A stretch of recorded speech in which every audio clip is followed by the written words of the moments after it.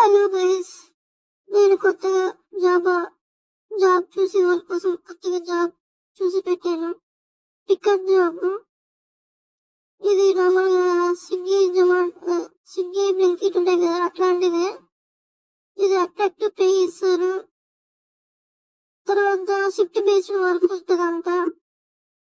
అది picking job ఉంటుంది కదా, సేమ్ అట్లాంటి జాబ్ ఇప్పుడు అమెజాన్ లో కూడా హైరింగ్ చేస్తున్నారంట.